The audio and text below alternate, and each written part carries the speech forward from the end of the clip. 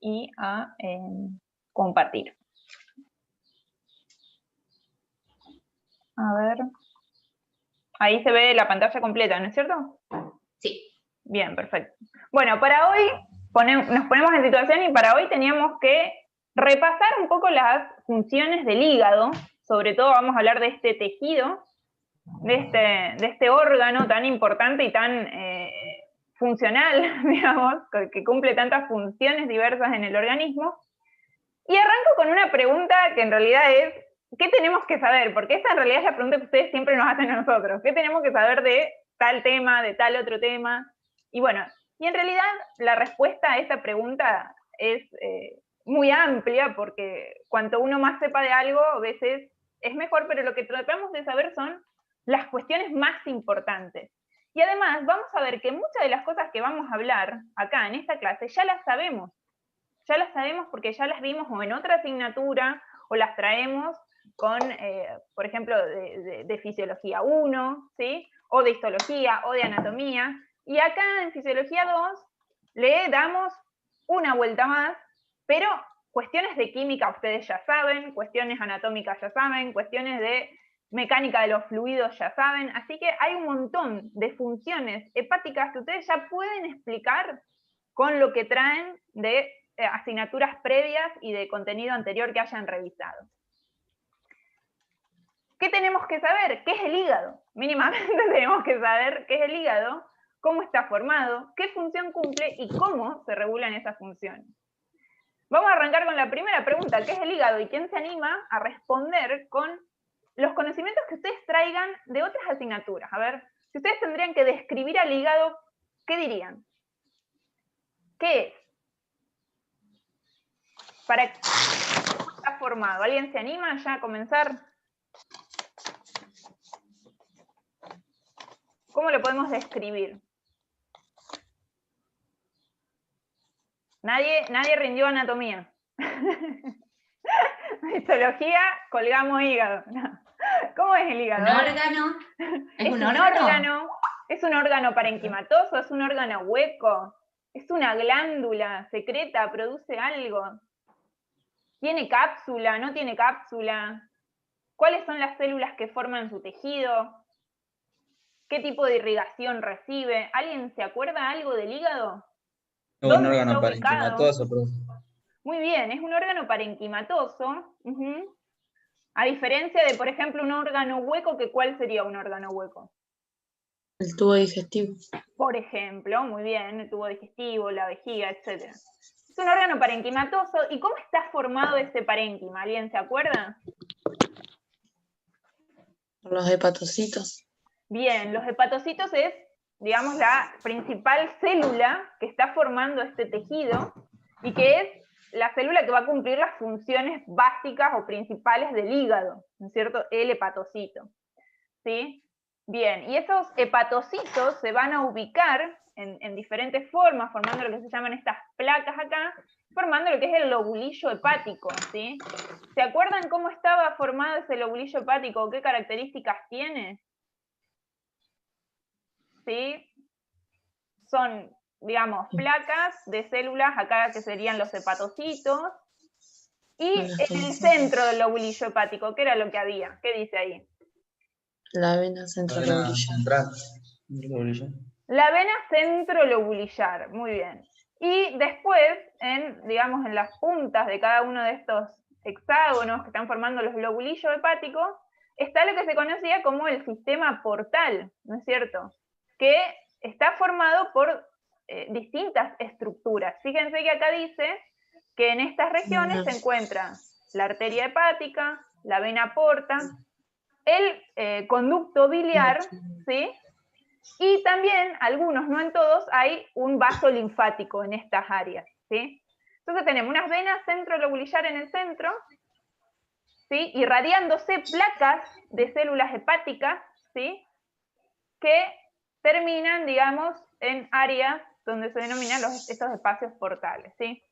Y acá en esta foto, digamos, para tener una idea más o menos dónde está ubicado ese hígado esto en realidad es una figura, digamos, esquemática de lo que vendría a ser, en este caso, un animal monogástrico, ¿no es cierto? En este caso es esquemático del ser humano, pero está ahí, es una glándula que a la vez, ¿cómo decimos que es el hígado? Una glándula anexa a ¿qué otro sistema? El sistema digestivo. Al sistema digestivo. Entonces, ahí ya tenemos que tener en cuenta que cumple...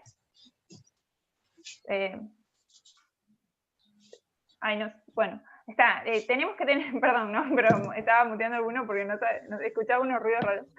Tenemos que tener en cuenta estas cuestiones de que, bueno, ya eso nos tiene que llevar a asociar a este órgano, al hígado, con funciones digestivas. Si decimos que es una glándula que está asociada al sistema digestivo, ¿no es cierto? Entonces ya hay muchas cosas que ya las sabemos.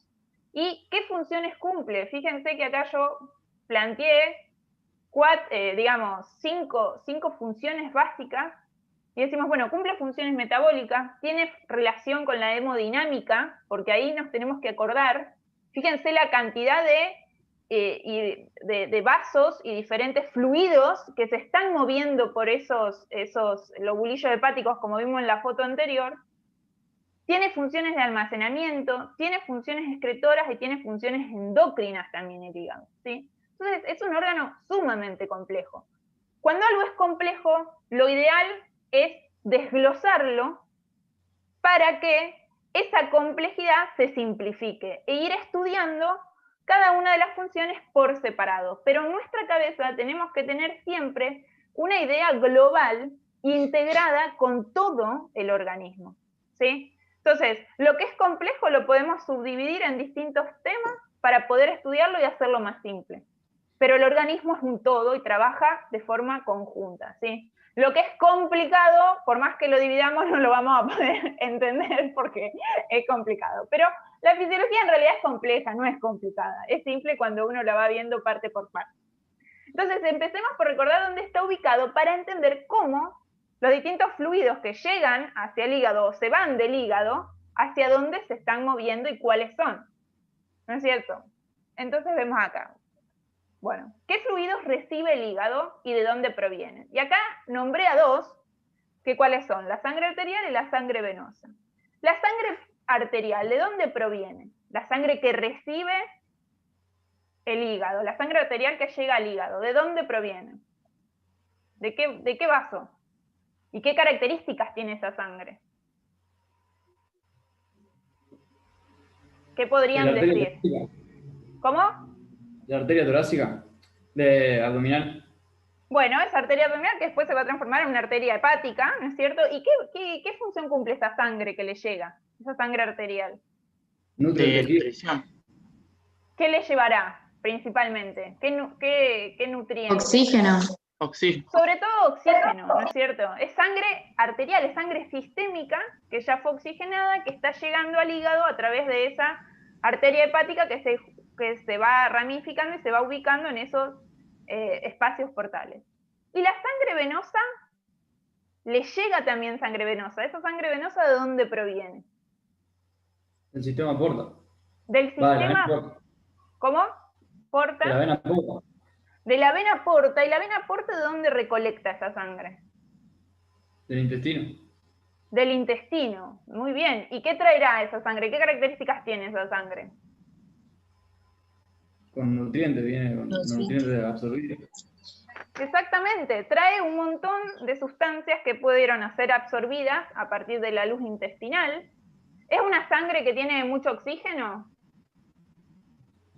¿O poco oxígeno tendrá? No, Poco, porque la sangre más oxigenada, ¿cuál es la que tiene la mayor presión parcial de oxígeno? ¿La arterial o la venosa?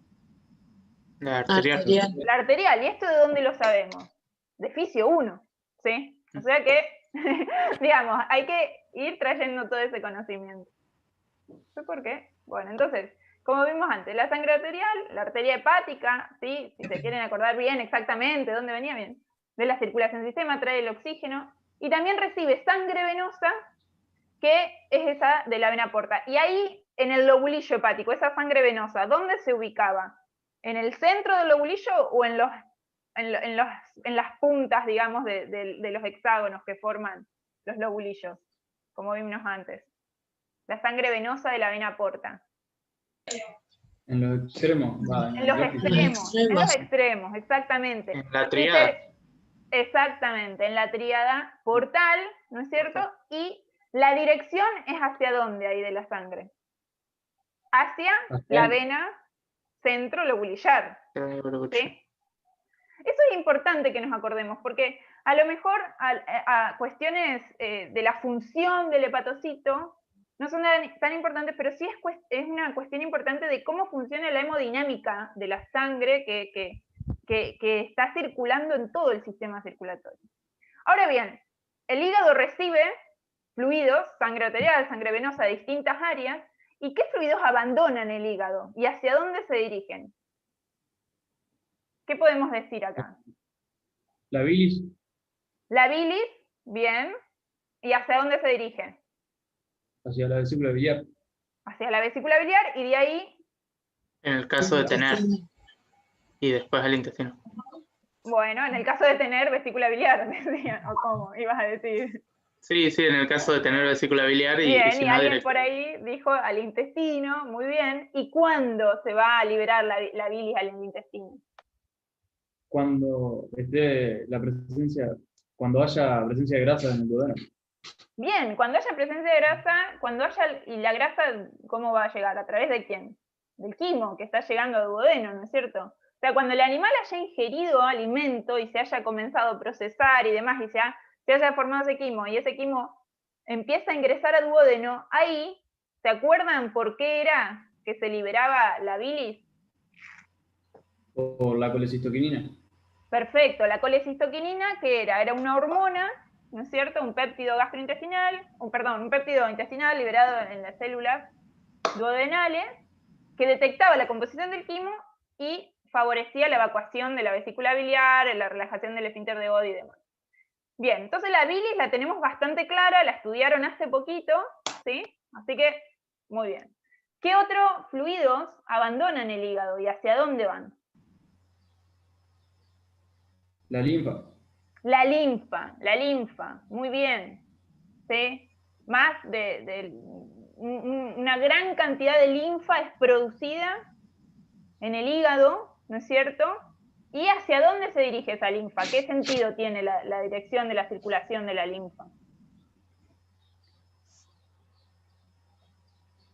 Tiene una dirección centrífuga, hacia afuera. ¿No?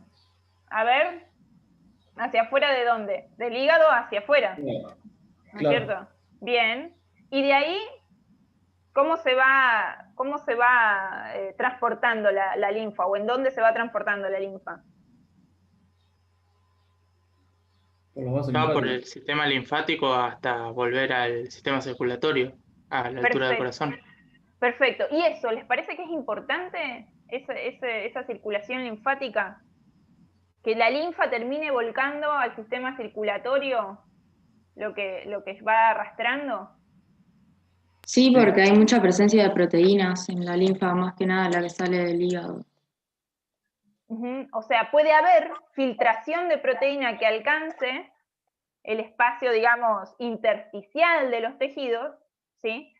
Que el sistema linfático se encarga de ir arrastrando y volviendo a llevar esas proteínas a la circulación sistémica, porque ¿qué pasaría si se acumularían ahí en el intersticio? ¿Qué se modifica? La osmolaridad. Claro. Más que la osmolaridad, la presión oncótica, que la presión oncótica es la que ejercen las proteínas, ¿no es cierto?, de atracción de agua, ¿no es cierto? Entonces, la linfa es otro fluido que está siendo producido por este tejido, que es el hígado, y que además va a desembocar, y que tiene una dirección desde el hígado hacia la circulación sistémica. ¿Y qué otro fluido abandona el hígado?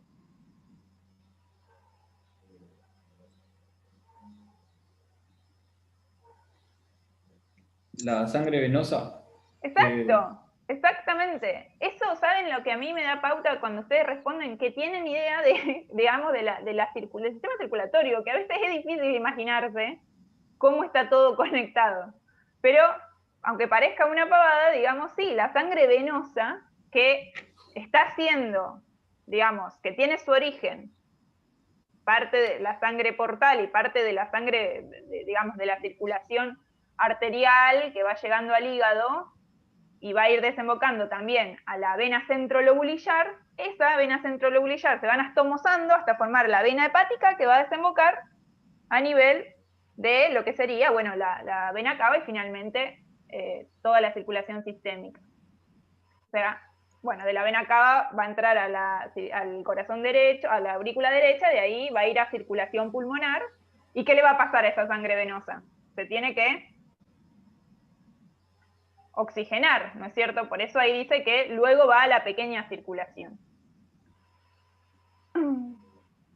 Fíjense, acá tenemos lo que sería el tejido hepático, acá vendría a ser, es como si fuera un cortecito así, esto sería los lobulillos hepáticos, la vena centrolobulillar, la tríada portal o el sistema portal, y acá vemos las placas de células de hepatocitos, ¿sí? La vena centrolobulillar, ¿sí? Y fíjense la dirección de los fluidos de los que estuvimos hablando recién. Los hepatocitos producen esto acá, que vendría a ser la bilis, ¿sí?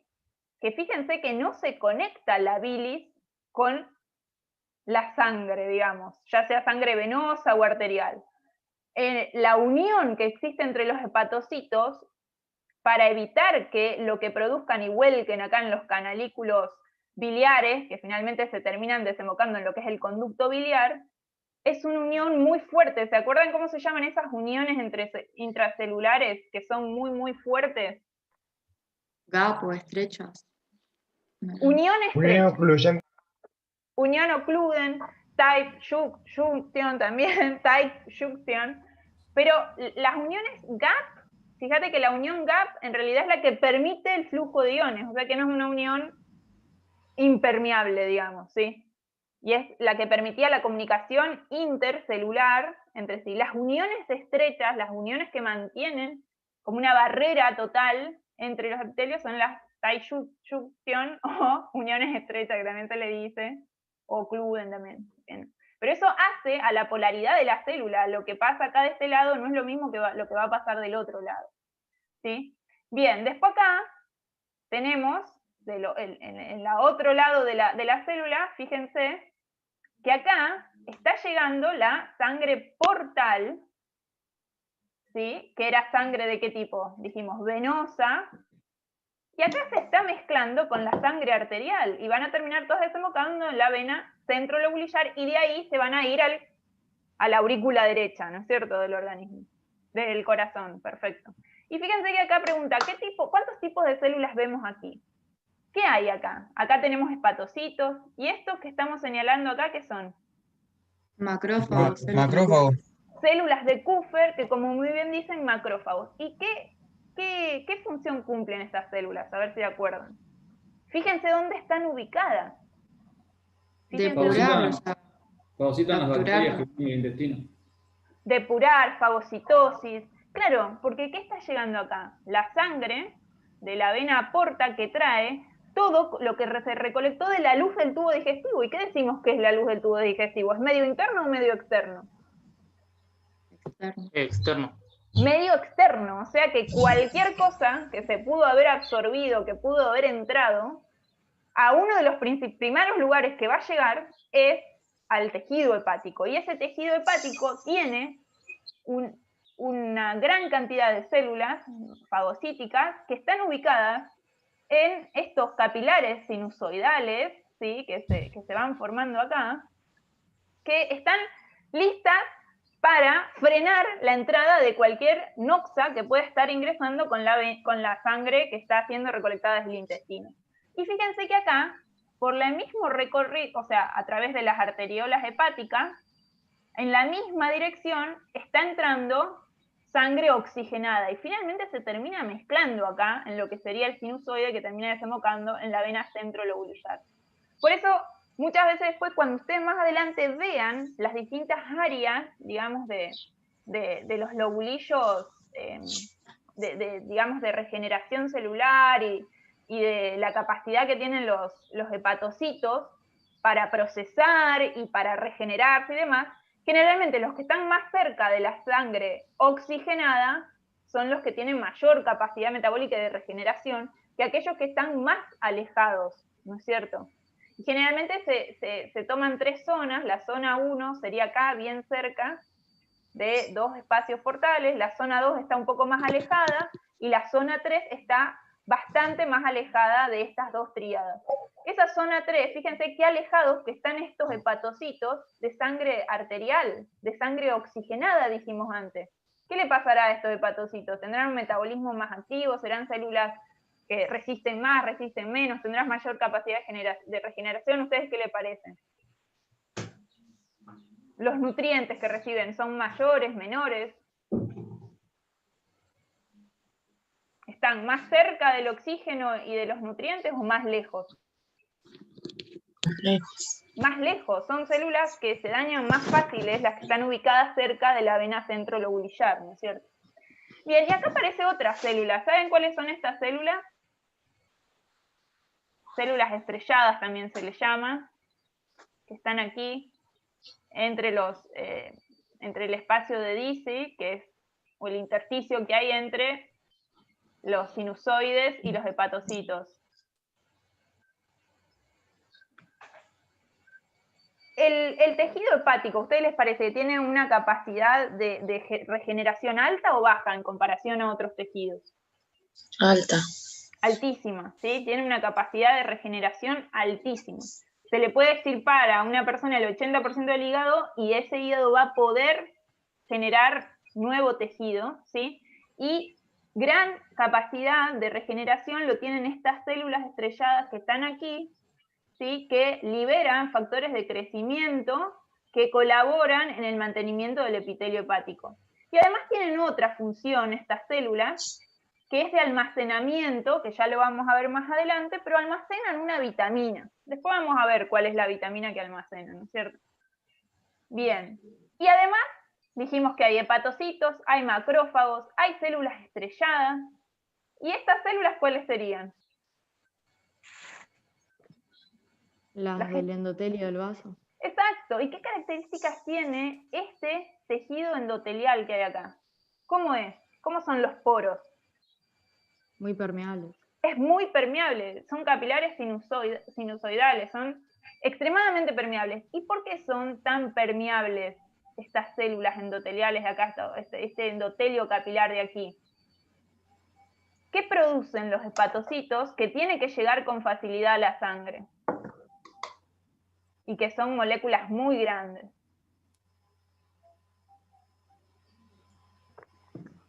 Kilomicrones. Proteínas, kilomicrones, Proteína. gran cantidad de proteínas que finalmente van a estar en circulación, ¿sí? En la circulación general del organismo. Y ahí nombraron a 2 proteínas o sea, nombraron a las proteínas y también nombraron a lipoproteínas. Yo escuché kilomicrones. ¿Alguien dijo kilomicrones? Sí, fui yo, profe. Bueno, pero a ver, ¿alguien tiene ganas de mejorar el concepto ese? Los kilomicrones, en realidad, ¿dónde se producen? Como tal, la molécula de kilomicrón. En el intestino. En el intestino, ¿sí? Pero el kilomicrón, en realidad, es una lipoproteína, igual que otras lipoproteínas que produce el hígado. Solo que el kilomicrón tenemos que tener bien en claro que se produce en las células de los enterocitos. ¿Y qué característica tienen los kilomicrones con respecto al resto de las lipoproteínas? ¿En qué se diferencian principalmente? ¿En el tamaño puede ser? El tamaño es una característica, ¿cómo son? Son mucho más grandes que las lipoproteínas. Mucho más grandes molecularmente, son mucho más grandes. ¿Qué más? Pero hay otra diferencia vital, importantísima, que se los dije en el video. ¿Que tienen mayor porcentaje de triglicéridos, puede ser? Tienen porcentaje mayor de triglicéridos, puede ser, pero además, esos triglicéridos, ¿dónde se formaron? ¿De dónde provienen? La dieta. Entonces, ¿qué diferencia hay entre una lipoproteína que produce una célula entérica con la lipoproteína que va a producir la célula hepática? ¿El origen de quién? De los triglicéridos. De los lípidos en general. De los lípidos en Los general. lípidos. Unos son lípidos que provienen de la dieta y esos van a estar transportados por los kilomicrones, y otros son lípidos endógenos, producto de la resíntesis de moléculas que se dan dentro de esta célula que es el hepatocito y que genera nuevas moléculas o transformando diferentes moléculas y las va ensamblando y demás, forma lipoproteínas, y ya esas lipoproteínas también son proteínas que transportan lípidos, pero los lípidos son de origen endógeno, ¿sí? Gaby, ¿alguna diferencia más? ¿O te referías a eso, supongo? No sé si. No, sí. Al origen de los lípidos. Hay en el no, sí, también. Y la proporción de los lípidos, cómo van perdiendo la cantidad la proporción de lípidos con respecto a proteínas y colesterol y los otros componentes de las lipoproteínas. Después eso lo vamos a ir viendo. Nada más. Pero bueno, me parece interesante que tengamos bien en claro hacia dónde se van moviendo los fluidos que van llegando al hígado y los que se van produciendo en el mismo hígado, ¿no es cierto? ¿Sí? Por ejemplo, en este caso, la bilis. Fíjense que la bilis tiene una dirección totalmente contraria a la sangre, ¿sí? La bilis es un producto ¿de qué tipo? Se excreta, es un producto de excreción, ¿no es cierto? Bien. A ver, ¿qué más seguimos acá? Bueno, y acá simplemente para ver cómo es esta circulación, que parece una tontera a veces, pero es muy importante recordar. Fíjense que hay algo muy importante que tenemos que recordar, que ¿por qué era que se mueve la sangre en el organismo? ¿Por qué se mueve la sangre en el organismo? Por el corazón. Diferencia de presión. Por diferencia de presión. Y el corazón genera esa diferencia, ¿no es cierto? ¿Sí? Fíjense que acá tenemos la sangre que recibe el hígado, viene de la vena porta y de la arteria hepática. ¿Hay diferencia de presión entre la presión portal y la presión con la que sale a través de las venas hepáticas?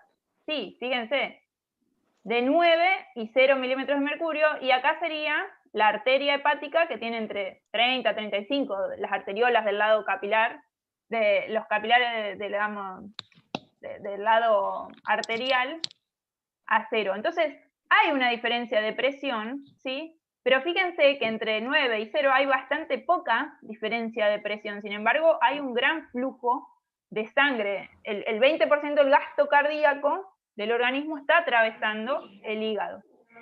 Esa diferencia de presión, pero ese alto flujo, hace entonces que el hígado sea un órgano de alta o de baja resistencia. ¿A ustedes qué les parece? De alta resistencia. De alta. Pero para que haya... Pero de baja resistencia. Exacto, porque la resistencia se opone al flujo, ¿no es cierto? Y tiene un alto flujo en realidad, y no hay tanta diferencia de presión. Es un órgano de muy baja resistencia, es parecido a lo que serían los pulmones, de muy baja resistencia, ¿no es cierto? Esa sangre, la sangre portal, la sangre arterial, se mezcla toda, sale por las venas hepáticas, llega a la vena cava del corazón, ahí se va a reoxigenar, vuelve al corazón, y esa sangre, bueno, digamos, acá es como que esquematiza que parte de esa sangre oxigenada vuelve al hígado a través de las arterias hepáticas, obviamente que parte va a ir al intestino, ahí va a recolectar todos los nutrientes, va a perder oxígeno, obviamente, y esa sangre que pasa por intestino es importante ver que no vuelve al sistema sistémico sin antes atravesar el hígado. Entonces el hígado tiene una gran función, como dijimos antes, de ir procesando todo el contenido que trae la vena porta que llega de intestino. A su vez, imagínense qué pasaría si aumenta la resistencia a nivel hepático, por ejemplo, cambia la característica del tejido, aumenta la resistencia, ¿qué va a pasar con la presión de la vena porta? ¿Va a aumentar o va a disminuir? Si acá hay una obstrucción, por decirlo de alguna forma. Va a aumentar. Va a aumentar. ¿Qué va a pasar entonces con las presiones de la vena porta? ¿Cuál es la presión que va a aumentar? La presión hidrostática va a aumentar. ¿Qué va a pasar con los procesos de absorción si aumenta la presión hidrostática? En los capilares que tienen que estar absorbiendo nutrientes. ¿Va a ser mayor? ¿Va a ser menor? Agua. Disminuir. Va a ser menor porque va a pasar más rápido. Exactamente. Fíjense cómo ustedes tienen que ir viendo que cuando aumenta la resistencia en un área, el área que se afecta es la que está en posterior, ¿no es cierto?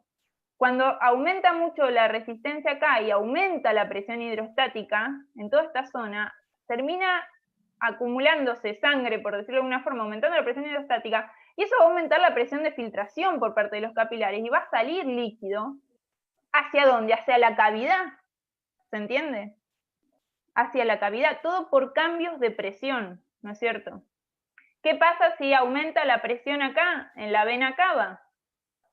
Se aumenta, perdón, la resistencia, si se empieza a acumular el líquido, el flujo de sangre de la cava hacia atrás. Va a aumentar acá la presión adentro del hígado. El hígado tiene una gran capacidad de reservorio, muchas veces aumenta el tamaño de ese hígado, está agrandado, ¿cierto? Y finalmente va a terminar exudando ese contenido de líquido por el aumento de la presión hidrostática. Esto simplemente para recordar que entendiendo cómo va circulando la sangre en el organismo, podemos ir luego se los digo porque en el libro se los nombra y a lo mejor se lo van a preguntar, digamos, entendiendo cómo circula la sangre, podemos predecir cómo se va a comportar el organismo, ¿sí? No importa qué fue lo que causó el aumento de la presión hidrostática a nivel de la vena porta o a nivel de la vena cava, pero ustedes saben que si acá aumenta la resistencia, ¿sí? La sangre se va a ir acumulando acá, y acá se va a empezar a filtrar gran cantidad de líquido hacia la cavidad. Eso después va a tener un nombre, en patología le van a poner el nombre de ascitis, por ejemplo, ¿no es cierto? Y no importa la causa, pero sí entendiendo cómo circula, ¿sí?, la sangre, podemos predecir cómo se va a comportar el organismo frente a algún mecanismo que falle, ¿sí? Bueno, y la linfa, ¿cómo es el recorrido de la linfa? Nace y nace, digamos, a nivel de los espacios de Disi, del hígado, y va a terminar desembocando en lo que es la vena cava. ¿Alguna pregunta de esto? Gaby, ¿algo que quieras acotar? Esto es un poco... No, perfecto. Eso es el repaso. Exacto, de anatomía. Sí. De anatomía, pero es lo que sitio siempre 1. decimos, ¿no? Exactamente, ustedes ya Es lo lo saben. que siempre decimos, si ellos conocen la estructura, claro, es mucho más sencillo entender la función, es mucho más sencillo. Exactamente. Nada más.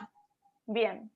Y bueno, dejando un poco de lado lo que es la sangre y lo que es la sangre tanto venosa, la sangre portal, la sangre arterial y demás, vamos a otro de los fluidos que se genera a nivel del hígado, y esto ya lo saben ustedes, y la pregunta es la bilis. Esto es una vesícula biliar, si no lo logran distinguir.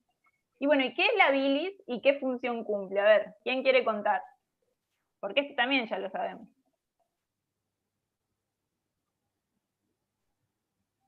¿Nadie rindió el parcial 1 del TP o el 2? ¿Qué me pueden contar de la bilis? A ver. ¿Y qué función cumple? Y es la secreción del hígado, digamos, los hepatocitos. Bien. Va a estar relacionada con la digestión de grasa, más que nada ahí en el intestino. Bueno, está relacionada con la digestión, podemos decir, sí. Más que... Relacionada, no es la que va a digerir. Para poder contestar esto, podemos contestar primero cómo está formada la bilis, qué componentes tiene la bilis. A ver.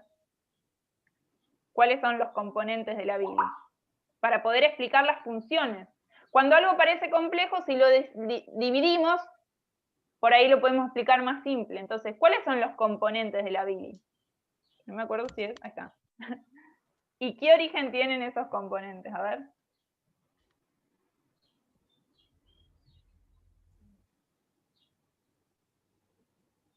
¿Algún componente que se acuerden? Por ejemplo, a ver, los que estaban relacionados con la digestión de los lípidos. ¿Cuáles eran? Bueno, el colesterol es un componente de la bilis, ¿sí? Sales biliares. Las sales biliares, ajá. Agua. Agua. Ujú.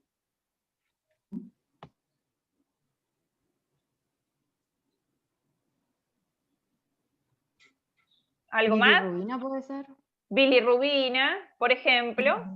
Bueno, y a ver, ¿qué origen tienen estos componentes que creo que ya nombraron los más importantes? ¿Qué origen tiene ese colesterol? ¿Qué origen tiene las sales biliares? ¿Qué origen tiene la bilirrubina? El colesterol que está en la bilis es el que trae la lipoproteína HDL. Bien, ajá. Exactamente, una lipoproteína que está circulando, ¿sí? Que también la produce el hígado, esa lipoproteína, que tiene gran cantidad de colesterol, es recaptada por los hepatocitos liberan al colesterol de esa lipoproteína y lo excretan con la bilis. ¿Para qué pueden usar también los hepatocitos al colesterol? Relacionado con los componentes de la bilis, a ver.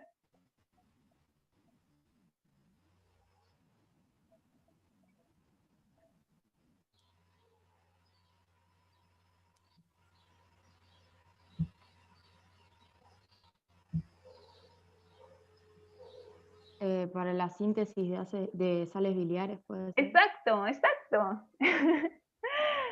Exacto. A ver, con ganas.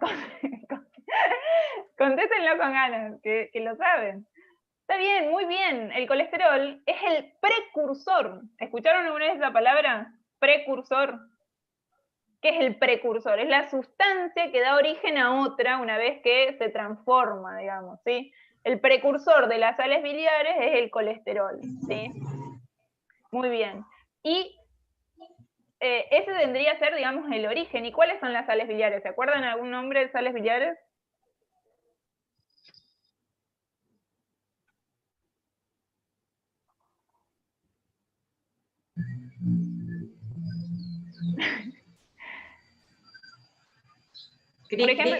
Por ejemplo, relacionado con colesterol. Sales biliares o ácidos biliares. Si derivan del colesterol, el ácido cólico, por ejemplo. Alqueno desoxicólico. ¿Sí? Hay unos cuantos, ¿no es cierto? Litocólico. Ahí está.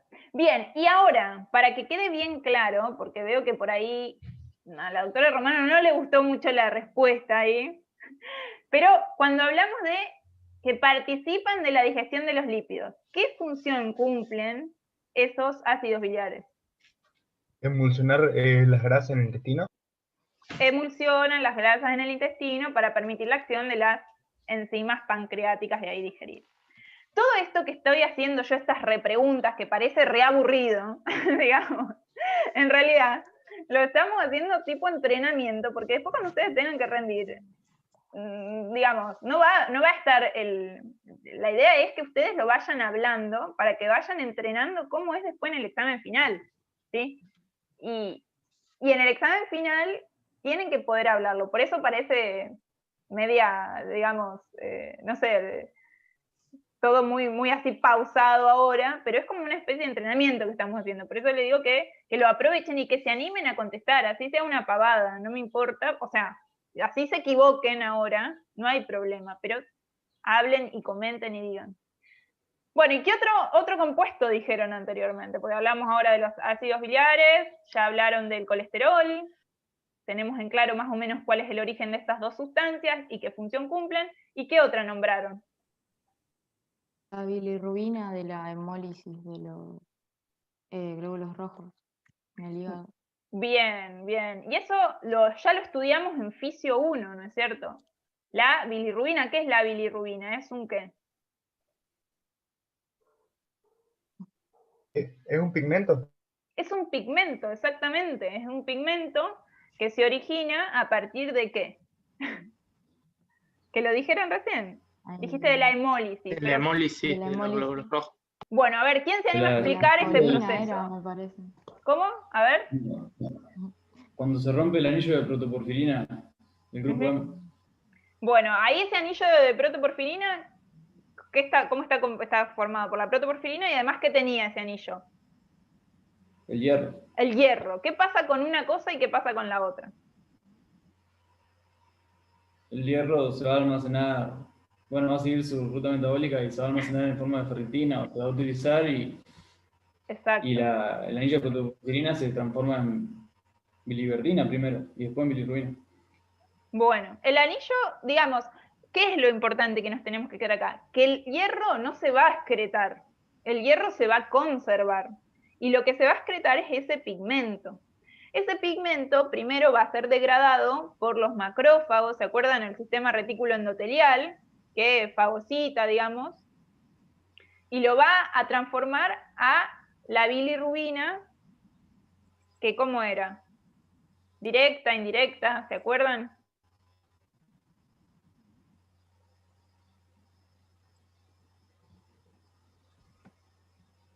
¿Cómo? Cuando se produce la degradación de los glóbulos rojos, ¿no es cierto? Se rompen los glóbulos rojos, hay que metabolizar esa hemoglobina, la globina se metaboliza la parte proteica, ¿no es cierto? Se conservan los aminoácidos, y el anillo de protoporfirina, como decían ustedes, los anillos pirrólicos ahí que estaban formando el grupo hemo, el hierro se conserva y el resto del pigmento se tiene que degradar, ¿no es cierto? Primero iba a ser procesado por el sistema retículo endotelial, por los macrófagos, y ahí se iba a transformar en un compuesto, pero ese compuesto, para ser eliminado, ¿qué tiene que pasar primero?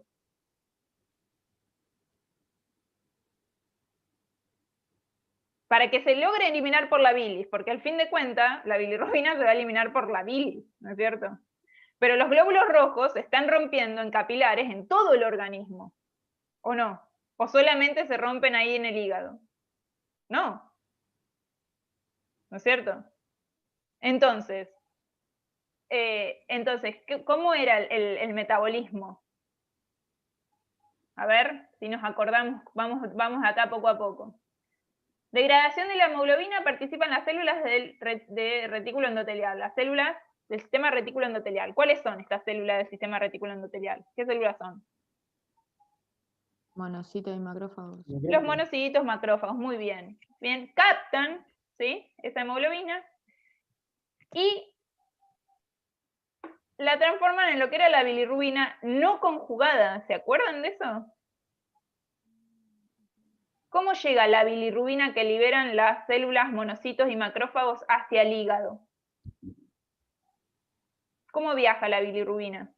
Si es no conjugada. ¿Por sangre cómo? Unida a la albumina. Unida a la albúmina. ¿Qué sustancias se tienen que ir unidas a una proteína? ¿Qué tipo de sustancias? Las insolubles. Claro, las que no son hidrosolubles, digamos, ¿no es cierto? Las que son de tipo liposolubles, tienen que ser transportadas por una proteína, pero no pueden ser transportadas de forma libre en el plasma. Entonces, fíjense, la bilirrubina va unida a la albúmina, por eso se llama bilirrubina, bueno, se llama bilirrubina no conjugada, ¿sí? Va unida a la albúmina, y luego es captada por el hígado, esa bilirrubina. Y el hígado lo que va a hacer es conjugarla, ¿sí? Conjugarla, y finalmente la bilirrubina conjugada es la que se va a excretar con la bilis al duodeno, ¿sí? Esta bilirrubina no conjugada, ¿se podrá excretar con la bilis? No. ¿Cómo llega? No hay forma. Está unida la albúmina circulando en plasma, ¿sí? Esta bilirrubina conjugada, si está unida a la albúmina, ¿podrá eliminarse por el riñón, por ejemplo? No. No, no puede filtrarse, es muy grande la molécula y si se filtra se reabsorbe toda la albúmina que se llega a filtrar. Entonces, hay que seguir metabolizando la bilirrubina, porque con este paso por las células reticuloendoteliales no alcanza. La bilirrubina lleva un proceso largo, le lleva mucho, gasta mucha energía el organismo en degradar a la bilirrubina, porque si se conserva ese pigmento en circulación, es tóxico para el organismo y lo tiene que eliminar, ¿no es cierto? Entonces la función del hígado no es menor. Ahora bien, la bilirrubina se excreta y a veces es transformada por los microorganismos del intestino, y muchas veces se vuelve a reabsorber. Pero ¿qué características tiene esta que se reabsorbe? ¿Sí? Ya es soluble, ¿sí? Ya es soluble y puede volver a conjugarse en el hígado o puede terminar eliminándose por riñón, pero ya es soluble. Entonces, ¿qué función cumple el hígado con la bilirrubina? ¿Qué proceso le hace a la bilirrubina? La conjuga. ¿Y qué es la conjugación? ¿Para qué sirve? ¿Qué tipo de sustancias utilizarán este mecanismo hepático? ¿En qué se transforman? ¿A ustedes qué le parece? ¿Qué características? Compuestos solubles. ¿Los compuestos solubles o no solubles lo utilizarán? Deberán Claro, ser... transforma compuestos insolubles en compuestos solubles para que puedan ser secretados. Exactamente, exactamente, perfecto. ¿Y qué compuestos ustedes saben que para metabolizarse y eliminarse se tienen que solubilizar? Por ejemplo, la bilirrubina es uno, como vimos recién. ¿Y qué otro vimos también? En Fisio 1. Que para ser metabolizados, el hígado los transformaba. Porque eran sustancias que no eran hidrosolubles, que también viajan unidas a proteínas. Que deben... Bueno, los lípidos, pero ¿qué tipo de sustancias?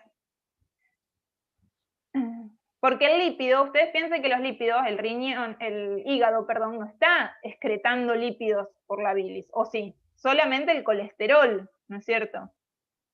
¿Sí? Pero hay sustancias lipídicas que se producen en el organismo que justamente derivan del colesterol y que también deben ser metabolizadas para poder ser eliminadas.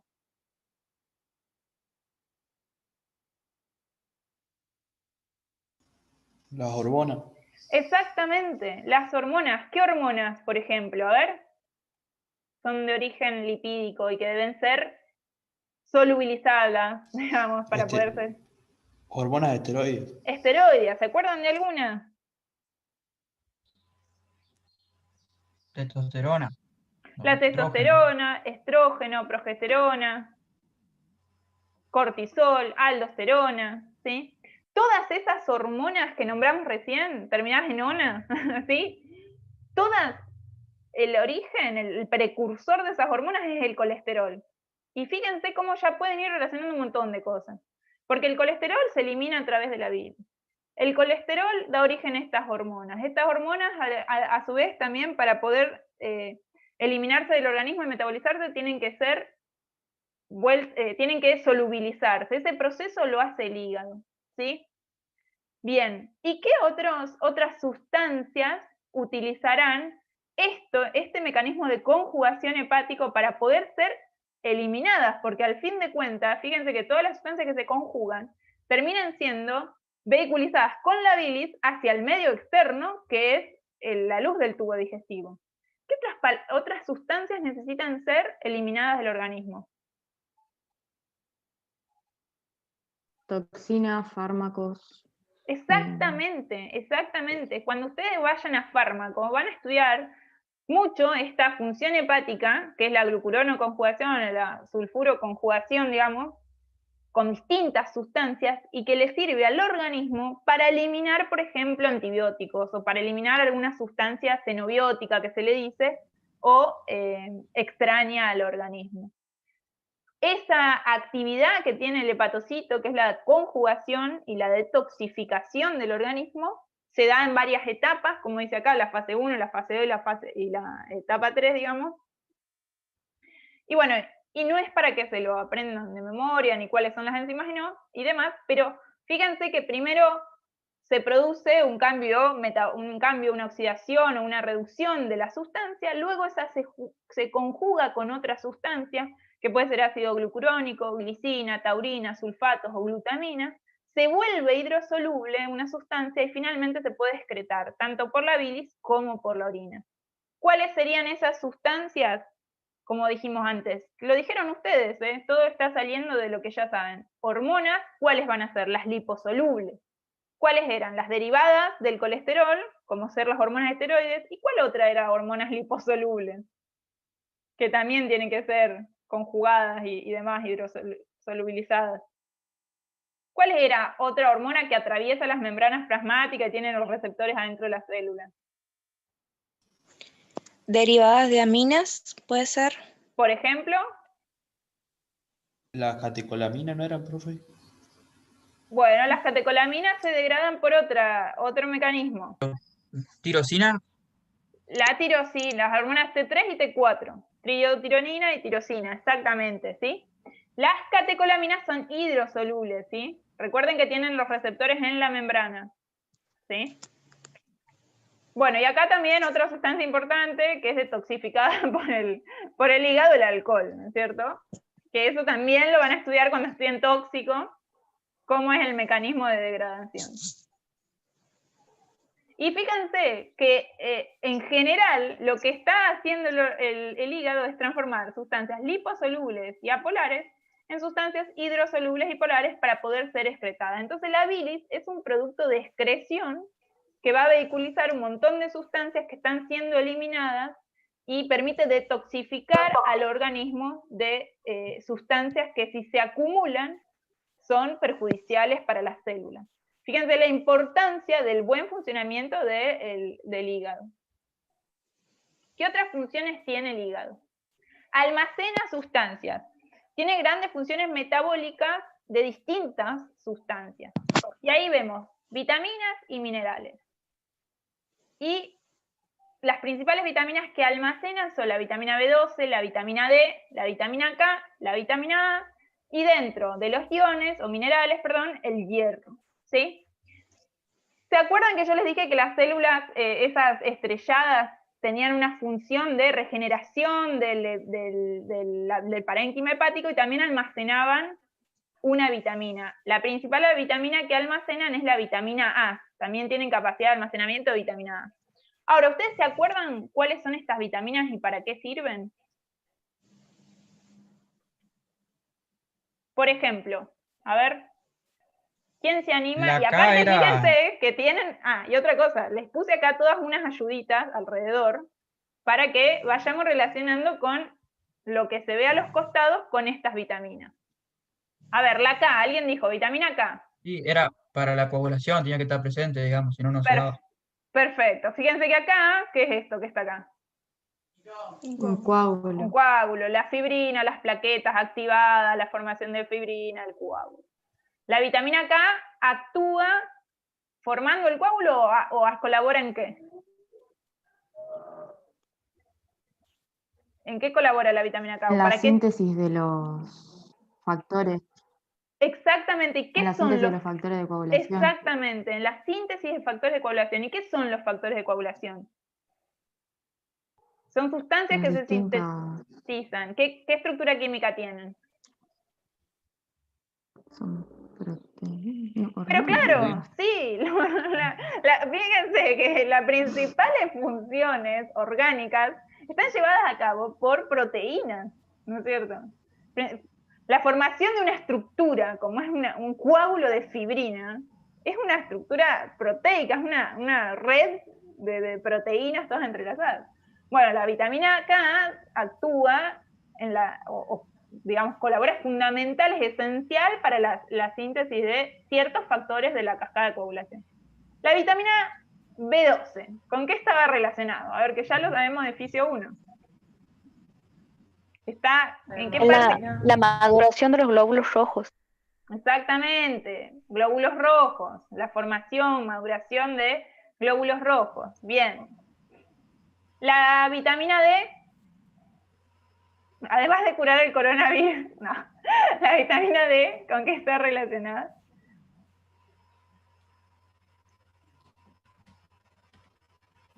¿Qué vemos acá de estas figuritas que les puede ayudar? La van a ver en la próxima clase, pero la vitamina D está relacionada con el metabolismo de un ion. ¿Ayuda a la absorción del calcio? ¿Puede ser? Del calcio, muy bien, ayuda a la absorción del calcio, ya lo vamos a estudiar en profundidad más adelante. Y la vitamina ¿Se acuerdan que la vimos cuando hablamos de absorción intestinal? Que la vitamina D tenía una función fundamental en activar los transportadores de la superficie del epitelio intestinal para el calcio. ¿Se acuerdan? Y la vitamina A, No sé.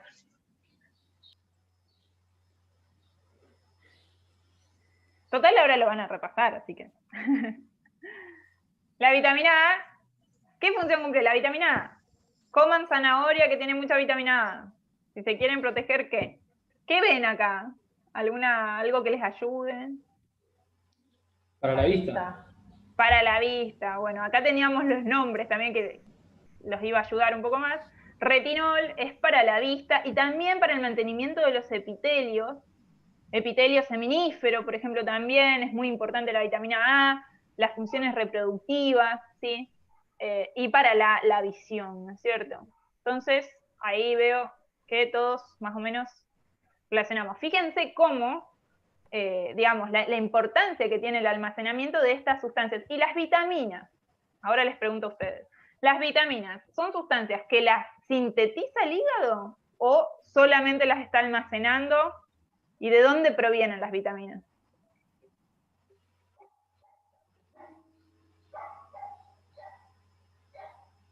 ¿No provienen de la dieta las vitaminas? Exactamente, sin dudarlo. Las vitaminas sí o sí hay que incorporarlas con la dieta. No las puede sintetizar el organismo. Son nutrientes, cuando es algo que no se puede sintetizar por el propio organismo, ¿cómo lo llamábamos? Exógenos. Esenciales, exactamente. Las vitaminas no son generadas por el propio organismo. La única vitamina que se sintetiza, que también puede ser incorporada con los alimentos, hay una que está acá, que ¿cuál es? Acá se sintetiza en hígado. La vitamina D. La vitamina D que se sintetiza a través, o sea, se transforma en la piel y se activa, ¿no es cierto? Pero el resto de las vitaminas debe ser incorporada con los alimentos, ¿no es cierto?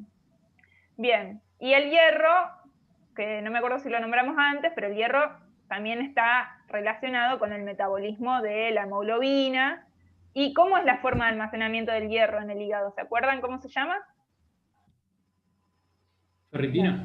La ferritina, exactamente, la ferritina. Cuando los depósitos de hierro se completan y se almacena en forma de ferritina. Si se supera la capacidad de almacenamiento y se produce un exceso de hierro a nivel hepático, eso se llama de otra forma, que es la hemosiderina, ¿sí? No se lo confundan. Fisiológico, ferritina. Hemosiderina ya es patológico, digamos. Bien. ¿De qué nos falta hablar? Porque hasta ahora hablamos un poco de la circulación hepática, hablamos de sustancias que almacena, como por ejemplo las vitaminas, ¿sí? Hablamos un poco de la bilis y de la función de la bilis, ¿y de qué nos está faltando hablar? ¿Del metabolismo de hidrato de carbono? ¿Puede ser? Muy bien. Del metabolismo de todos los nutrientes que están llegando con la vena porta y que están ingresando al hígado y la función metabólica de estos nutrientes que tiene el hígado. El metabolismo es uno solo, ¿no es cierto? Y uno lo divide, como dijimos antes, el metabolismo de los hidratos de carbono, de los lípidos, de la proteína, para hacerlo más simple. El metabolismo es algo que es un todo, ¿no es cierto? Y que es un estado, digamos, del organismo que va a depender de la edad, del estado fisiológico, del sexo, y va a estar regulado por los sistemas de control orgánico. Metabolismo de los nutrientes. ¿De qué nutrientes vamos a hablar ahora? De hidratos de carbono, proteínas y lípidos. ¿Y cuáles son las reacciones metabólicas que se dan? Esta diapositiva ya estaba en la clase de hidratos de carbono, ¿sí la vieron? Y bueno, y el metabolismo puede ser, digamos, cuando un nutriente se oxida, o cuando un compuesto se sintetiza. Entonces, ¿qué tipo de reacciones metabólicas son unas y qué tipo de reacciones metabólicas son las otras? ¿Cuántas reacciones metabólicas puede haber en una célula? ¿De qué tipo pueden ser? Catabolismo y anabolismo. Bien, ¿y qué caracteriza el catabolismo y qué caracteriza el anabolismo?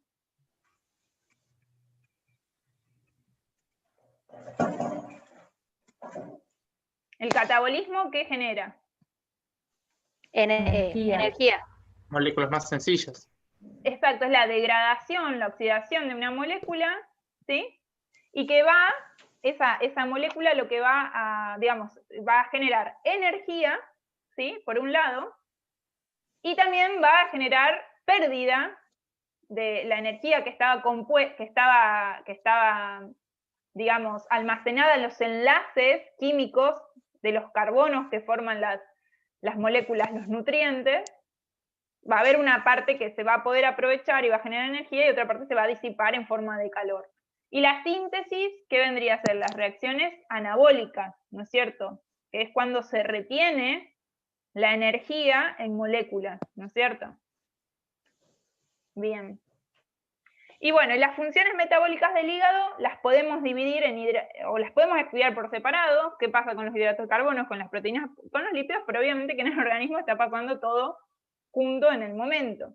¿Y qué podemos decir? ¿Qué funciones metabólicas tiene el hígado con respecto a los hidratos de carbono? Primero, ¿cuáles son los hidratos de carbono? A ver, que van a ser procesados.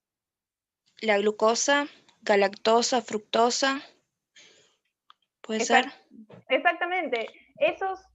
La glucosa, la fructosa y la galactosa. ¿Qué son? Eso que nombró esta compañera de ustedes. A ver. Monosacáridos. Son monosacáridos. ¿Y de dónde están viniendo, por ejemplo, estos monosacáridos? ¿Cuál podría ser el origen? De La dieta.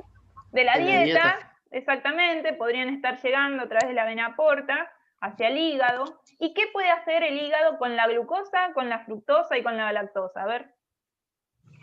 Puede sintetizar glucógeno para tenerlo como almacén y después liberarlo cuando se necesite.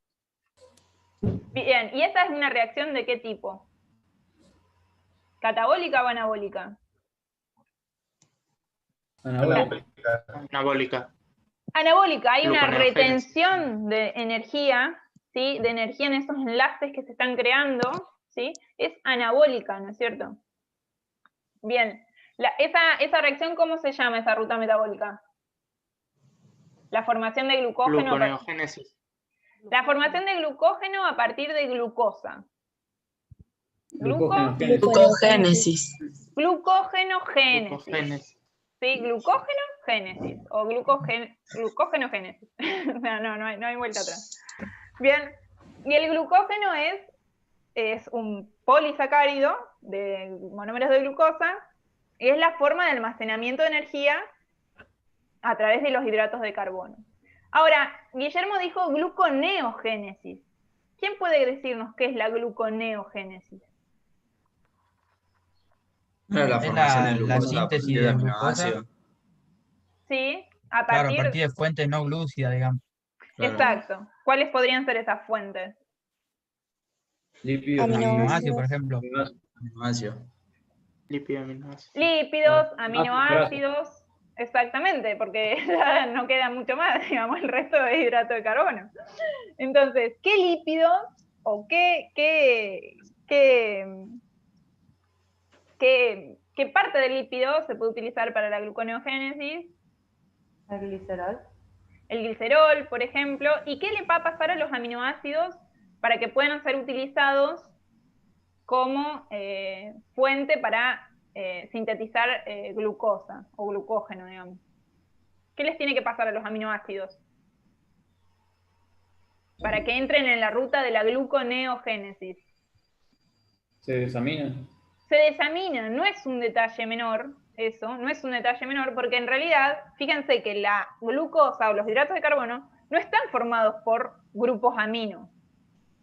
Eso, el grupo amino, es únicamente característico de las proteínas, ¿sí? Entonces, sí o sí hay que desaminarlo para poder utilizarlo en la ruta de la gluconeogénesis. ¿Y qué pasa con el grupo amino?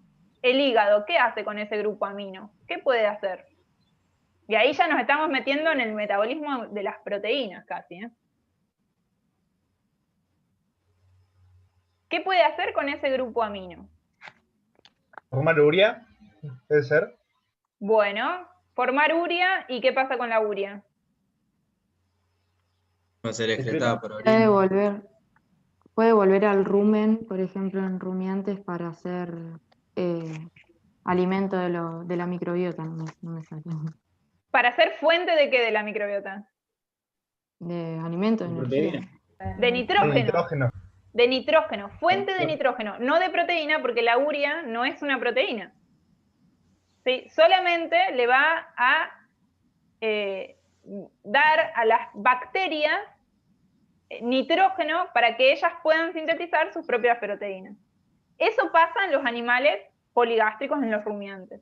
En los monogástricos, toda la urea que se forma en el hígado se termina excretando en riñón, ¿sí? La reutilización de la urea solamente pasa en los rumiantes, ¿sí? Bueno, y otra acción metabólica del hígado con respecto al amoníaco o al nitrógeno, digamos, que pueda extraer de alguna cadena carbonada de algún aminoácido, ¿qué puede hacer?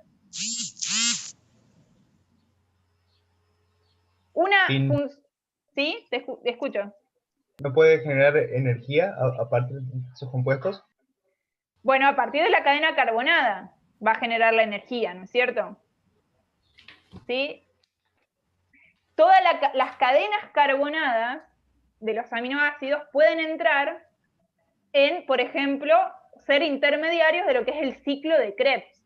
Y ahí entran para terminan oxidándose completamente, formando los cofactores reducidos de NAD y FAD. Esos entran a la cadena respiratoria y finalmente se termina produciendo ATP. O esa cadena carbonada puede entrar a la ruta de la gluconeogénesis, ¿no es cierto? Y formar glucosa también. Pero, ¿qué más? El hígado con el metabolismo de las proteínas. Además de desaminar, ¿qué puede hacer con el grupo amino? Hay otra reacción metabólica. Hacer más proteínas. Pasárselo a otra cadena carbonada. ¿Y eso cómo se llama? Que tiene que ver relacionado con lo que dijeron hacer. ¿Transaminación? Hacer más proteínas o demás. Transaminación. Cuando le quita el grupo amino a una cadena carbonada y se lo transfiere a otro, se produce una transaminación, ¿no es cierto? Y ahí el hígado puede transformar, por ejemplo, a una cadena carbonada que, por ejemplo, el piruvato, ¿saben cómo se forma el piruvato? A partir de la degradación de la glucosa, por vía anaeróbica, se llega al piruvato. El piruvato es una molécula que tiene 3 carbonos. Si a esa molécula de 3 carbonos le agregamos un grupo amino, se va a transformar en un aminoácido, que ¿cuál es? Uno re común, que empieza con la letra A. ¿Alanina? La alanina, muy bien. La alanina puede ser sintetizada en el organismo, por ejemplo, a partir del piruvato. ¿Y eso quién lo realiza? El hígado, a través de estas reacciones de transaminación y desaminación. Ahora bien, les pregunto algo. ¿La alanina es esencial o es no esencial? ¿Es un aminoácido esencial o no esencial? No es esencial porque... Claro, exacto, no es esencial, porque lo puede sintetizar a partir de otras moléculas. ¿Ven la diferencia de lo que es un aminoácido esencial a no esencial? Hay aminoácidos esenciales que no los puede sintetizar el hígado. Entonces tienen que ser incorporados sí o sí con la dieta, ¿no es cierto? Por más que tenga la función de transaminación y desaminación, pero son solo algunos aminoácidos que pueden ser formados a partir de estas rutas metabólicas.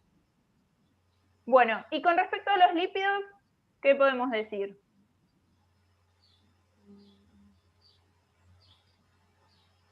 ¿Qué función tiene el hígado con respecto a los lípidos? Ya dijeron una muy importante al comienzo. ¿Qué formaba el hígado, por ejemplo? ¿Qué sintetizaba? Lipoproteínas, ¿sí? Lipoproteínas. ¿A partir de qué sustancias se pueden sintetizar los lípidos? Ácidos grasos. de ácidos grasos, ¿sí? Y las proteínas y los hidratos de carbono, ¿pueden dar origen a lípidos? Sí, también. Sí, también, exactamente. ¿Sí? Los hidratos de carbono y las proteínas, en el caso de las proteínas cuando son desaminadas, ¿sí? También, cuando hay un exceso de proteína en la dieta, ya se cubrieron todos los requerimientos de las proteínas, o la proteína que está ingresando no es la que está necesitando el organismo, está sobrando, termina, digamos, siendo desaminada y transformada también a lípidos, también se puede producir eso, ¿sí? Bien, ¿qué más?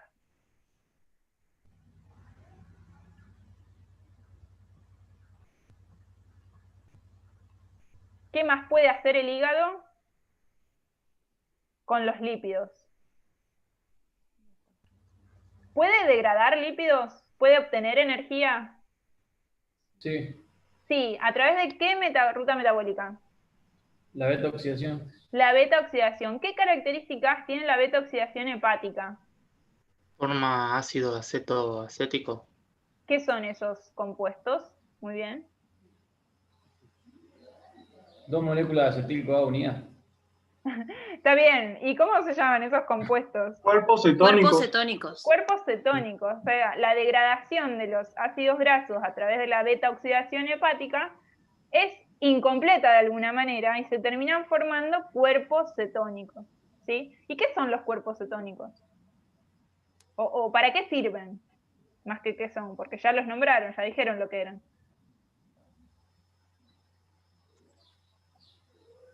Son moléculas que son otra fuente de energía que tiene el organismo. ¿Y quién usa cuerpos cetónicos? ¿Qué tejidos usan cuerpos cetónicos? El cerebro puede ser.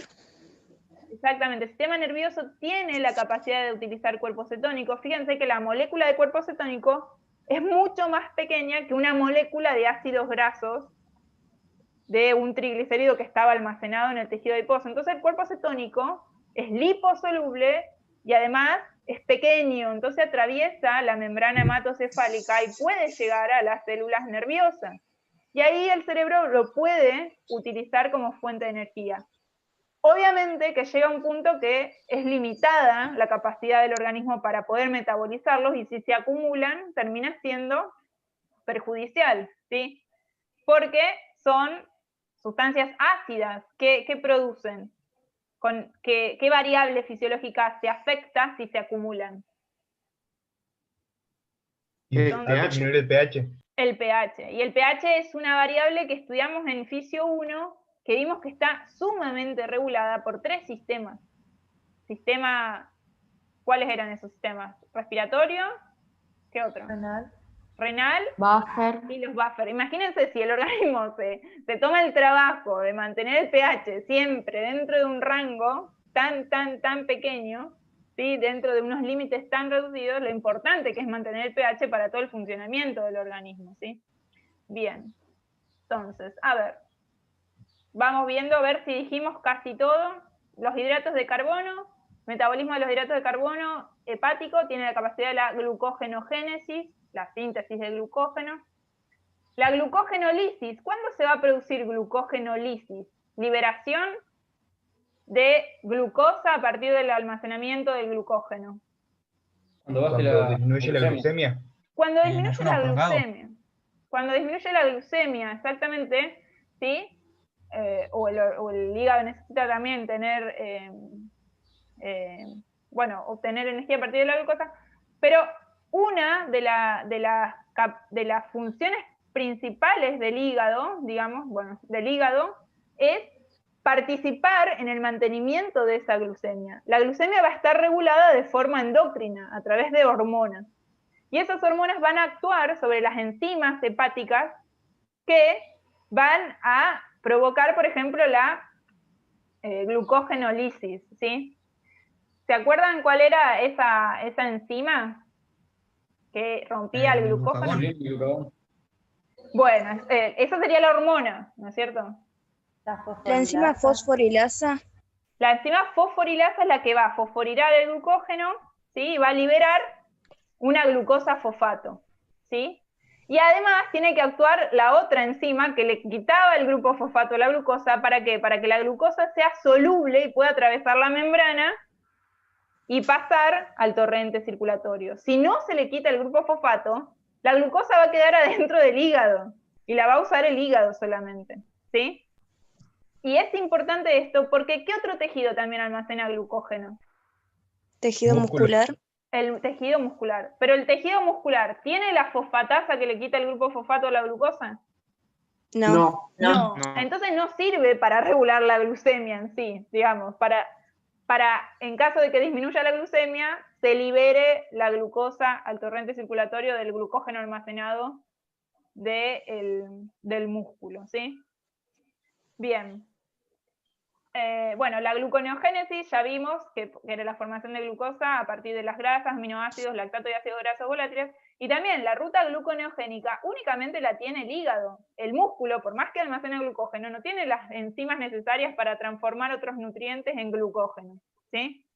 Por eso el hígado es tan importante y tan crucial, es como un centro de monitoreo de todo el metabolismo orgánico, y que es un efector para mantener ese metabolismo, digamos, estable, es como que dependiendo a lo que le vaya regulando los distintos centros de control, los distintos sistemas de control, las distintas hormonas y demás. Pero es un actor fundamental del metabolismo de los nutrientes, ¿sí?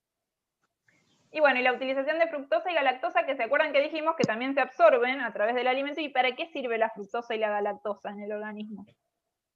Para sintetizar glucosa. Pueden dar origen a glucosa, en este caso sería por hidratos de carbono, ¿a través de qué ruta metabólica? Anabólica. Pentosa.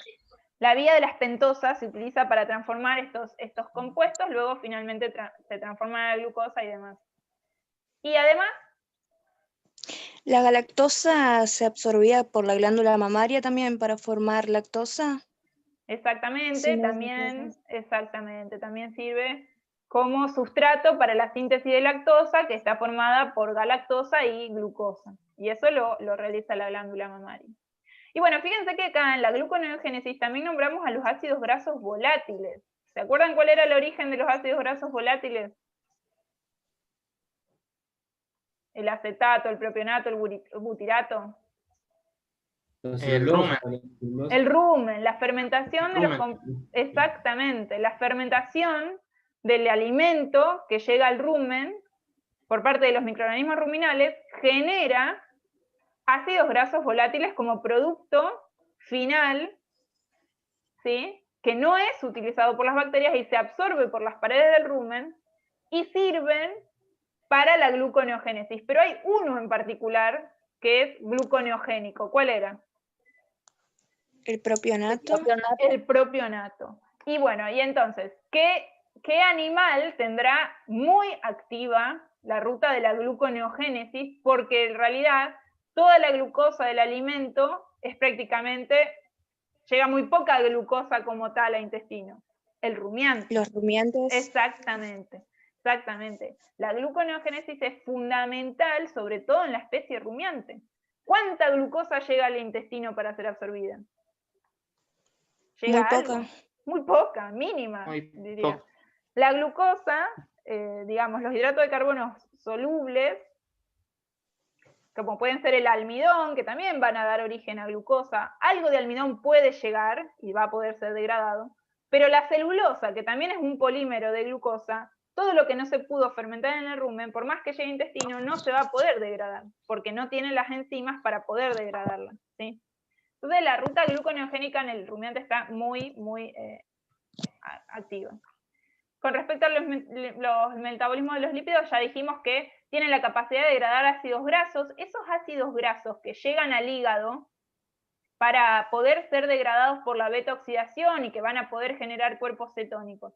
¿De dónde provienen esos ácidos grasos?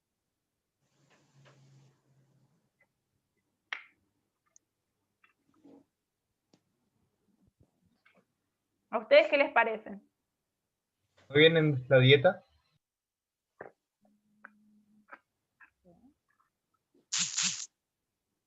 fíjense cuál es el recorrido de los ácidos grasos de la dieta. Se absorben en el enterocito y ahí que se formaba el kilomicrón, dijimos, ¿se acuerdan? ¿Sí? Y el kilomicrón, ¿por dónde se transforma? ¿Por dónde se transporta? ¿Y hacia dónde? Por el sistema porta-hígado. Los kilomicrones son muy grandes para entrar a los capilares de las venas porta, digamos. Se transportan por otro, por la linfa. ¿Se acuerdan los tubos quilíferos, ¿sí? Que se originan?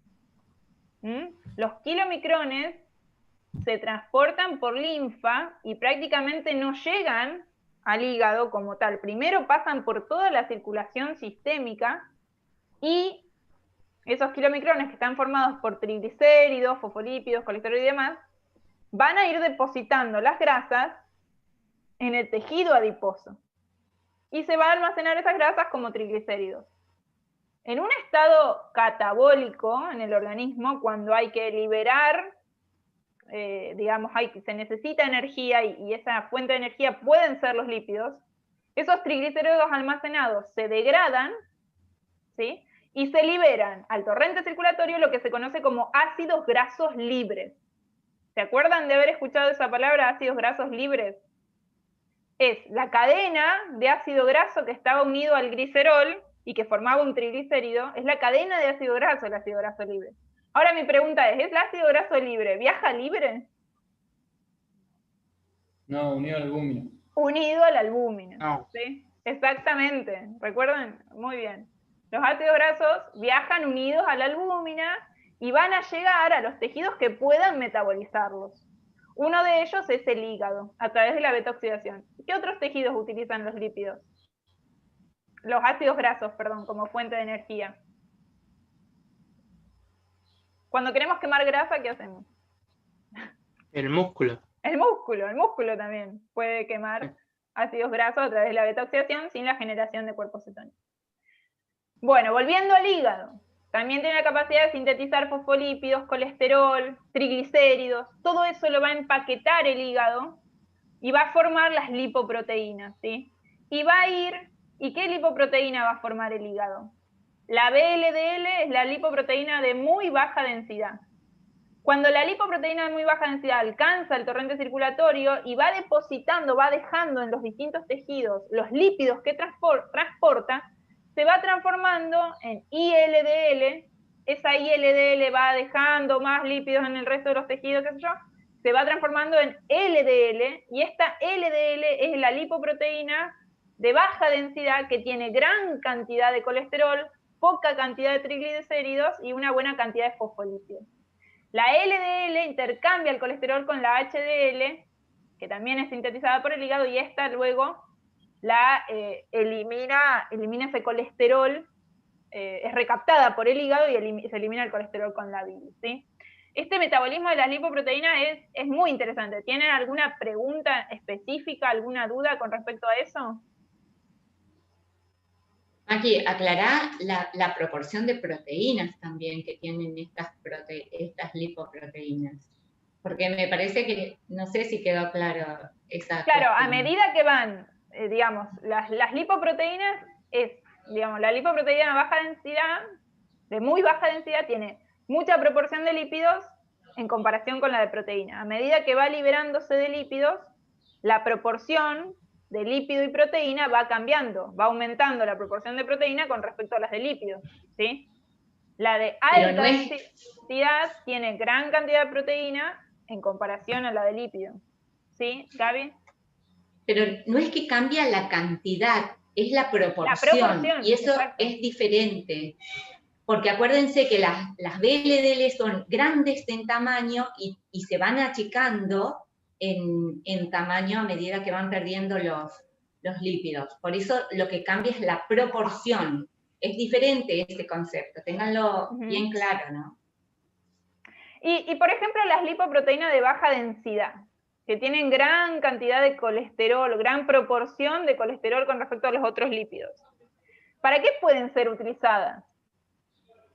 Dijimos antes.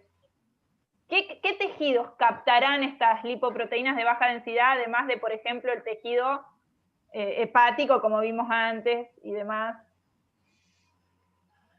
¿Qué tejidos? Porque estas lipoproteínas son lípidos. ¿Tejido adiposo? No tanto. Tienen mucha proporción de colesterol. ¿Qué tejidos tendrán receptores para las lipoproteínas de baja densidad? ¿Para qué dijimos que se usaba el colesterol? Cualquier glándula que produzca hormonas. ¿Hormonas? Esteroides. Esteroides, exacto. Hormonas esteroides. La corteza adrenal, por ejemplo, el cuerpo lúteo, las células folliculares y demás, tienen receptores para la LDL. Y la incorporación de la LDL se da por esta endocitosis mediada por receptores en la célula, ¿sí?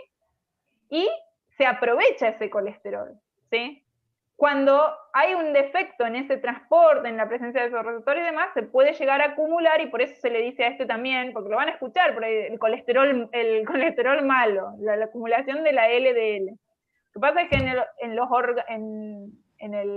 los animales no se da la arteriosclerosis como se da en el humano, ¿no es cierto? Sin entrar en la patología y demás, pero porque por ahí a veces ustedes también se van a hacer un análisis de sangre y le van a decir el colesterol malo y el colesterol bueno. El HDL es el bueno, el LDL es el malo. ¿Sí? En realidad, bueno, no hay ni malos ni buenos. Si se acumula demasiado algo, como puede ser, si se acumula mucho esto en el organismo, puede ser perjudicial, ¿no es cierto? Sí.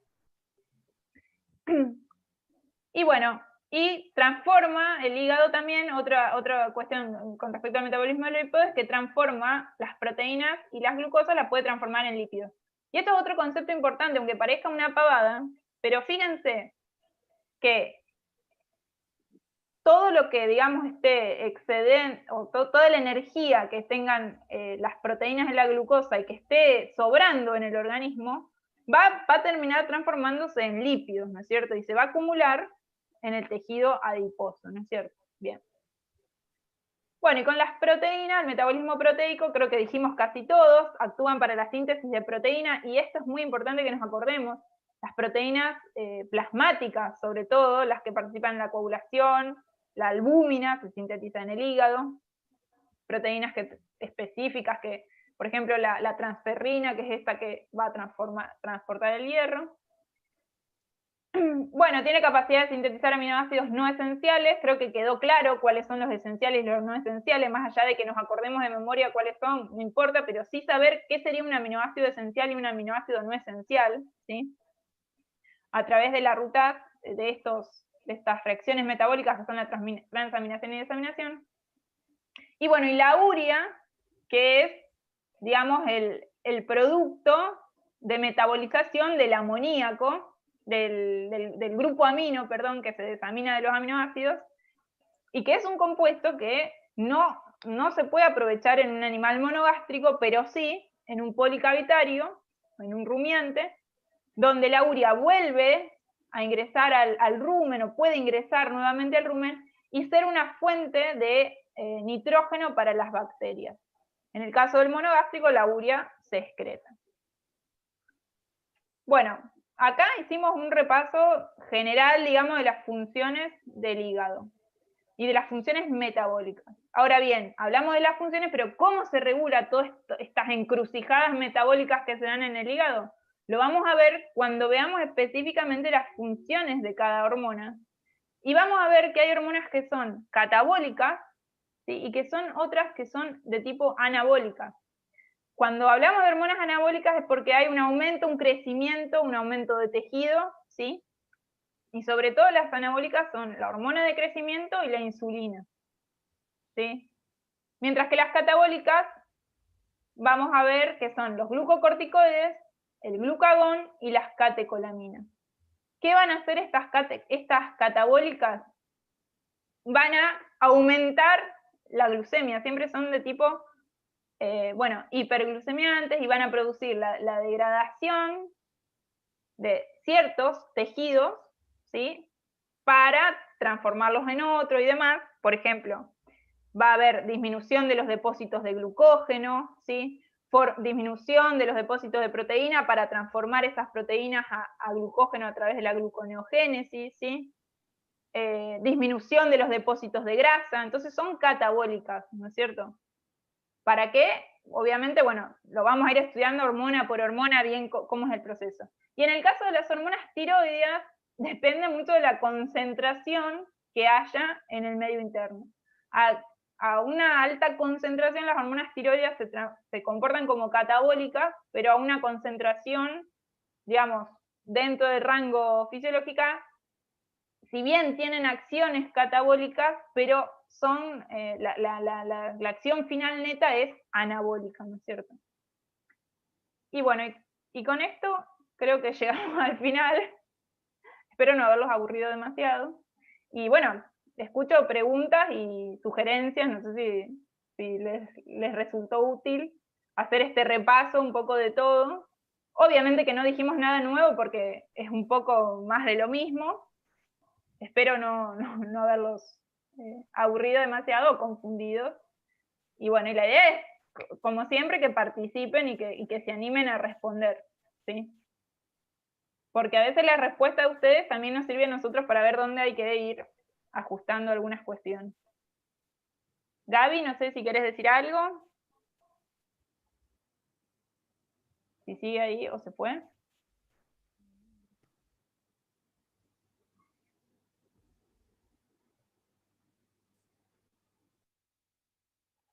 Bueno, no sé, ¿alguien tiene alguna pregunta? Profe, yo tengo una pregunta con respecto al jueves. Entonces, ¿cómo hacer el tema 9? ¿Hay que tenerlo leído para el jueves? O no entendí bien lo que explicó la profe al principio. Se va a hablar sobre el metabolismo de calcio y fósforo, así que tienen que leer ese tema, que está dentro del capítulo que está linkeado en hormonas, ¿sí? No sé si quedó claro o quedó... Exacto. Lean algo sobre el metabolismo de calcio y, digamos, está ahí el capítulo puesto en el programa de examen. ¿Alguna pregunta?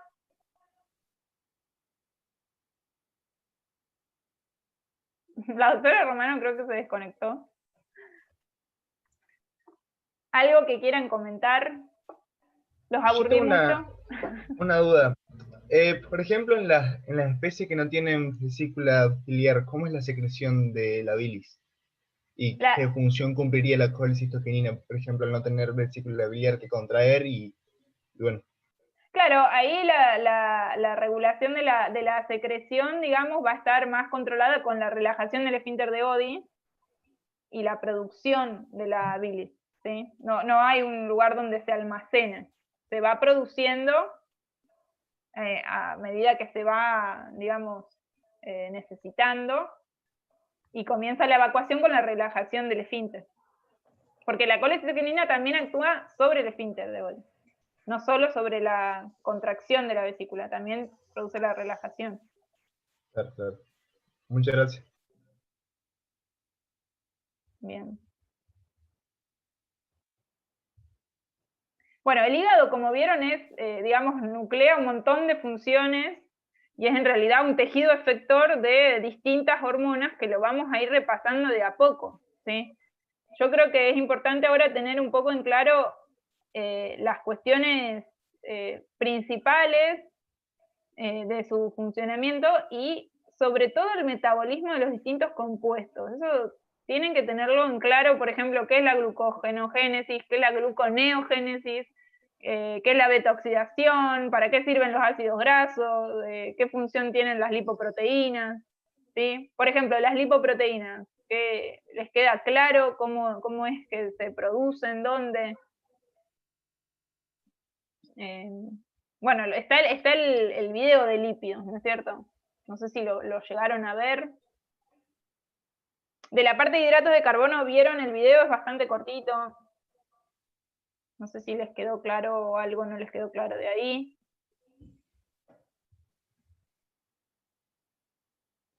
Bueno, y si ustedes me tendrían que responder, por ejemplo, ¿en qué estados predomina un metabolismo anabólico? ¿En qué situaciones predomina un metabolismo anabólico con respecto a un catabólico? teniendo en cuenta las hormonas que vimos que eran catabólicas y cuáles eran anabólicas. Cuando disminuye el nivel de azúcar en sangre, por ejemplo. Ajá, ¿y es en qué O cuando periodo? aumenta. Bueno, y ahí, por ejemplo, cuando disminuye el nivel de azúcar en sangre, ¿cuándo se produce eso?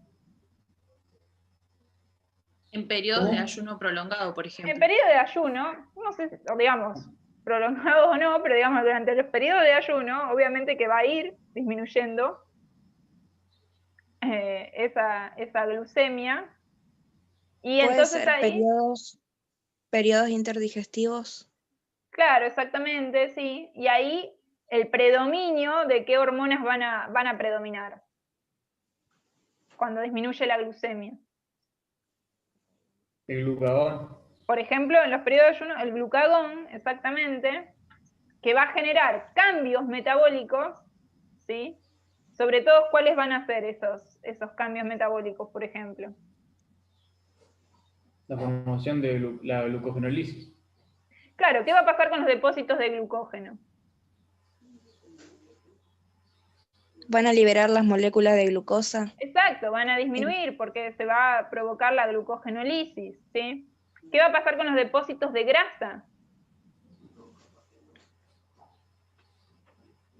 ¿Qué va a pasar con los triglicéridos? Exactamente. Van a disminuir también. Van a disminuir, va a haber, digamos, se va a utilizar esos triglicéridos almacenados, se van a hidrolizar y se va a liberar ácidos grasos. Entonces va a aumentar la concentración de ácidos grasos a nivel, por ejemplo, sistémico, en el estado de ayuno. ¿Qué va a pasar con los cuerpos cetónicos? ¿Se van a formar más? ¿Se van a formar menos? ¿Qué les parece? ¿El metabolismo hepático va a usar la glucosa o va a dejar la glucosa disponible para otro tejido y va a usar otra fuente de energía? El hígado va a utilizar energía de los cuerpos cetónicos, así queda disponible la energía de la glucosa para los otros tejidos. Bueno, el hígado va a tratar de utilizar otra fuente que no sea la glucosa para que quede disponible para otros tejidos la glucosa. Pero el hígado en sí no usa el cuerpo cetónico, ¿eh? ¿Lo libera para que lo use otro tejido? El hígado va a usar los ácidos grasos, ¿sí? ¿Sí? El ácido graso va a usar, y a partir de ahí se va a formar los cuerpos cetónicos y podrían llegar a aumentar en el estado de ayuno, ¿sí? Ahora, ¿qué pasa cuando se produce la ingesta de alimento? ¿Qué pasa con los nutrientes que se están absorbiendo?